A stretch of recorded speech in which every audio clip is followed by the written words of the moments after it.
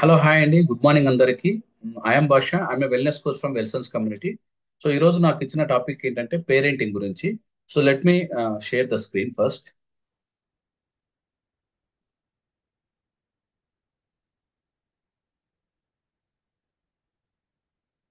Yeah, screen కనిపిస్తుంది కదా.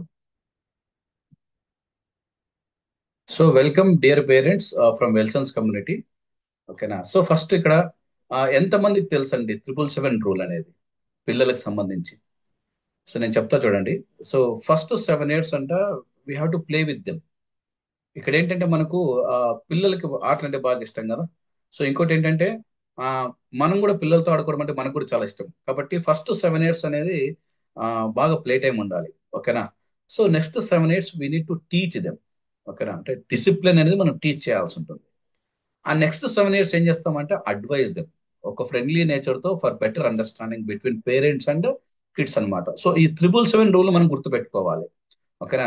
7 years play time, next 7 years teach time, and next 7 years advice time అన్నమాట. ఓకేనా.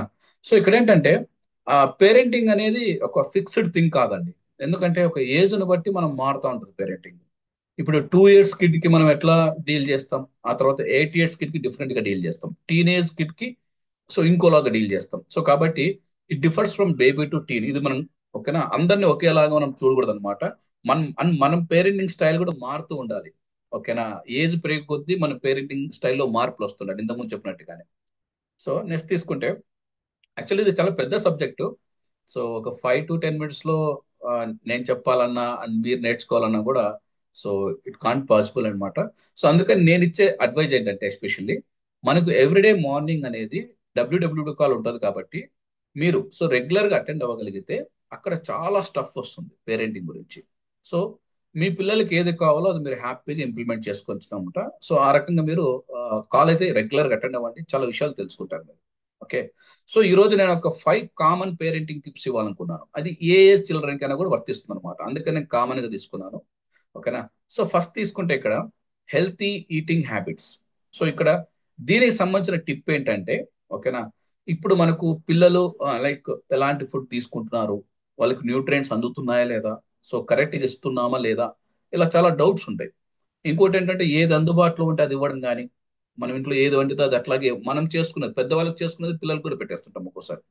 అలా కాకోకుండా ఒక డేని ఎంత న్యూట్రిషియస్ గా ఇవ్వచ్చు పిల్లలకి, ఎందుకంటే దే ఆర్ గ్రోయింగ్ చిల్డ్రన్.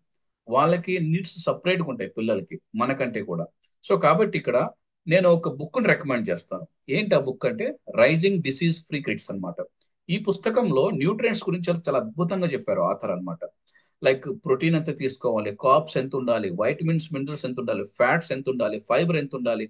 ఓకేనా. ఎక్కువగా ఇచ్చేస్తే ఎందుకు ఒబెసిటీ అవుతారు పిల్లలు, చిన్నపిల్లలు చూస్తుంటే ఒబెసిటీ ఎందుకు అవుతారు, కొంతమంది ఎందుకు అటెన్షన్ ఉండదు, ఇలా ఒక్కొక్క న్యూట్రియంట్ ని లింక్ చేస్తూ చాలా బాగా ఎక్స్ప్లెయిన్ చేశారు. సో అందుకే నేను ఈ బుక్ ని స్ట్రాంగ్ గా రికమెండ్ చేస్తాను అనమాట. సో మన పిల్లల్ని డిసీజెస్ లేకుండా హ్యాపీగా పెంచవచ్చు. ఇంకోటి ఏంటంటే ఈ పుస్తకంలో ఒక ఆథర్ చెప్తాడు. మామూలుగా మనం ఒకటి ఏదన్నా లైక్ 2 ఇయర్ కిడ్ కానీ 3 ఇయర్ కిడ్ కి మనం ఏదైనా ఒక కొత్త ఫుడ్ ని ఇంట్రొడ్యూస్ చేయాలనుకుందాం. ఇంట్రొడ్యూస్ చేసేటప్పుడు మనం ఎన్నిసార్లు ట్రై చేస్తాం? Five five 5 times 6 times try చేసాం, తీసుకోలేదు అనుకో పిల్లవాడు, ప్రతిసారి మనకు రిజెక్ట్ చేశాడు అనుకుందాం. మనం ఏమనుకుంటాం, ఓహో ఈ ఫుడ్ పిల్లవాడికి ఇష్టం లేదేమో, ఇంట్రెస్ట్ లేదేమో అని మనం ఒక కంక్లూజన్కి వస్తా అంటాం. అలా కాదండి, ఈ ఆథర్ ఏం చేస్తాడంటే ఏదైనా ఒక కొత్త ఫుడ్ ని మనం పిల్లలకి ట్రై చేసేటప్పుడు minimum more than 10 times try చేయాలంట. 10 to 15 టైమ్స్. ఓకేనా. సో ఇలా ట్రై చేసినప్పుడు మనం ఒక ఒపీనియన్కి రావాలన్నమాట. సో ఇలాగా కొన్ని మంచి మంచి నగెట్స్ అనేది ఉన్నాయి అందులో అనమాట. సో నెక్స్ట్ తీసుకుంటే మనకు స్లీపింగ్ సంబంధించి. సో ఇక్కడ ఒక టిప్ చెప్తాను మీకు. యాక్చువల్ పిల్లలు అనేది ఈ మధ్య కాలంలో లైక్ మొబైల్స్ ఎక్కువ అయిపోయినాయి, తర్వాత టీవీ చూడడం, ఇలాగా ఎక్కువ అంటే త్వరగా పడుకోవట్లేదు పిల్లలు. మన ఇంట్లో ఎన్విరాన్మెంట్ కూడా అలాగే ఉంటుంది అనమాట. అందుకని చెప్పేసి పిల్లలు ఉండే బెడ్రూమ్ మాత్రం బాగా డెకరేట్ చేయాలి. సో ఎలా ఉండాలంటే క్లీన్ గా ఉండాలి, తర్వాత కామ్ గా ఉండాలి అండ్ కూల్ గా ఉండాలి. అంతేకాకుండా ఒక లో లైట్ లో ఉండాలన్నమాట. ఓకేనా. ఇలాగ చేస్తే పిల్లలు పడుకుంటారు. అండ్ ఇంకోటి చెప్పనా, సో 8 అయింది 9 అయింది పిల్లలు ఇంకా పడుకోవట్లేదు, 10 అయింది ఇంకా పిల్లలు పడుకోవట్లేదు, ఎందుకు పడుకోరు చెప్పండి? వాళ్ళనేమో 9 కంతా బెడ్ ఎక్కి పడుకోవాలి, మనమైతే టీవీ చూడడము, లేకపోతే మొబైల్ స్క్రీన్ చూడడము, లైట్లు అన్ని ఆన్ చేసుకుని ఉంటాం. సో పిల్లలు ఆ, అట్లా కాదండి. సో మనం పడుకుంటే వాళ్ళు త్వరగా పడుకుంటారు. ఇక్కడ నేను ఇచ్చే సజెషన్ ఏంటంటే వాళ్ళతో పాటు పడుకోవాలి. ఆ తర్వాత ఏంటంటే లైక్ అంటే ఇండిపెండెంట్ గానే అలవాటు చేస్తాం. పడుకోమని చెప్పడము. అంటే ఆ ఎన్విరాన్మెంట్ క్రియేట్ చేయాలి ఇంట్లో. వాళ్ళు పడుకున్న తర్వాత మళ్ళీ మన వర్క్ మనం చేసుకోవచ్చు అనమాట. సో అది కొంచెం చూసుకోవాల్సి ఉంటుంది. నెక్స్ట్ తీసుకుంటే లెర్నింగ్ అండ్ గ్రోయింగ్. సో ఇక్కడ ఏంటంటే యాక్చువల్గా ఇప్పుడు తెలుసు కదండి, పిల్లలు ఏంటంటే వాళ్ళకు విని ఆ, అంటే మామూలుగా విని చేసేంత శక్తి ఉండదు యాక్చువల్గా. ఏదైనా మనము పని చెప్పినప్పుడు లర్నింగ్ కానీ వాళ్ళు ఏంటంటే ఆ చూసి అలవోకగా నేర్చుకోగలుగుతారు ఇక్కడ.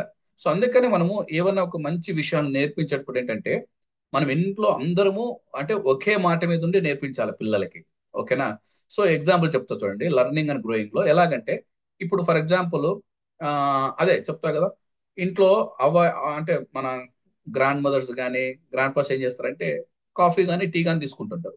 మనం పిల్లలకి మిల్క్ తీసుకో అంటుంటాం.